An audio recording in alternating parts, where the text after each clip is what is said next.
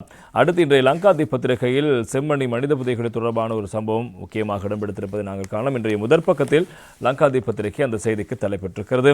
செம்மணியே மே ஜீவக்க காகித என்பதாக அந்த செய்திக்கு தலைப்பெற்றுவதை நாங்கள் காணலாம்.